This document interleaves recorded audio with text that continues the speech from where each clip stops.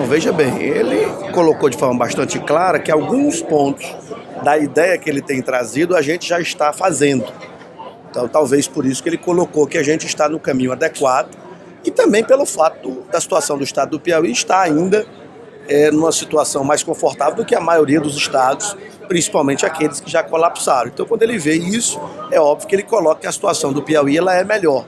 Mas não é uma situação, é boa, uma situação difícil, por isso que nós temos colocado, inclusive, medidas duras, né? Impopulares, inclusive, porque a situação ela é complicada aqui para nós também. Mas, como ele bem frisou, temos feito o dever de casa e estamos em situação mais confortável do que a maioria dos estados da federação. Mais de uma vez... fechar essa conta da Previdência, secretário? Bom, é como ele colocou, a saída você tem a mudança de regras, que seria uma eventual reforma da Previdência que não caminha no Congresso Nacional, e a ideia da securitização dos ativos do estado do Piauí, ativos imobiliários principalmente, não é? Ocorre que às vezes se esbarra em dois problemas.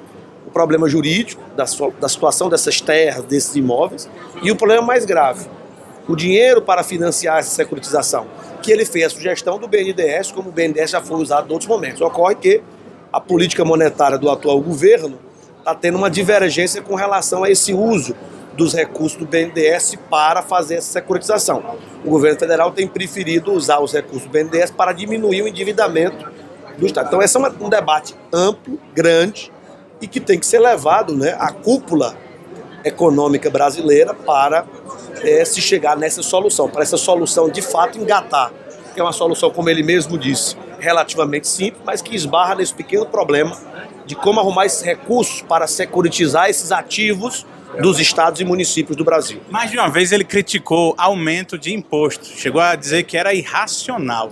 Como é que o senhor avalia isso no momento em que o governo do estado está pedindo o segundo aumento de imposto no mesmo ano? Não, mas quem prestou atenção na fala dele foi muito claro.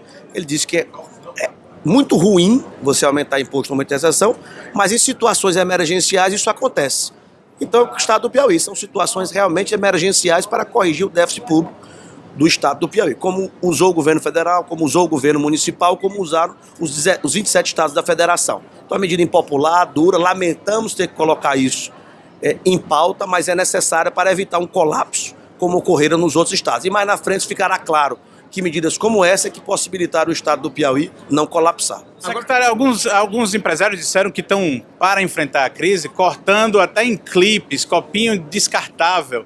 E não vem do governo do estado a mesma disposição em cortar comissionados, recursos de comunicação, por menor que sejam esses recursos, mais supérfluos. Bom, concordo. Ocorre que o orçamento de uma empresa não tem a rigidez no orçamento do Estado. Eu já apresentei esse número.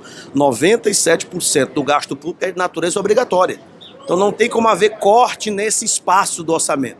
Restam 3% sim para fazer corte. E a Secretaria de Fazenda aceita e recomenda todos esses tipos de cortes, são bem-vindos. Ocorre que eles são insuficientes, são simbolicamente positivos, porém são insuficientes.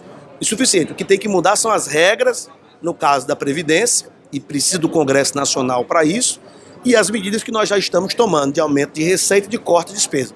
O estado do Piauí reduziu nominalmente o custeio da máquina pública, como foi demonstrado, mesmo com a criação, por exemplo, das coordenadorias, que é bastante criticado pela oposição. Na Assembleia nós demonstramos isso. Então, repito, a gente ataca os problemas, ou melhor, a gente busca as soluções que realmente resolvem o problema, e não apenas ficamos no debate de medidas que seriam apenas simbólicas. Que, repito, são simbólicas, são importantes, mas não resolve o problema em definitivo. O aumento de imposto está buscando quanto de acréscimo na receita do Estado por mês no ano que vem? 150 milhões anuais. Eu já tinha esclarecido isso aqui, inclusive na FIEP, na reunião que vi, que o governo, inclusive, recuou do aumento da energia elétrica, do ICMS, porque o governo federal já tinha aumentado em 27%. Então o governo estadual recuou, não vai aumentar mais 2%. Então, em vez de aumentar 29%, vai aumentar só 27% na conta de energia, que é o aumento proposto pelo governo federal.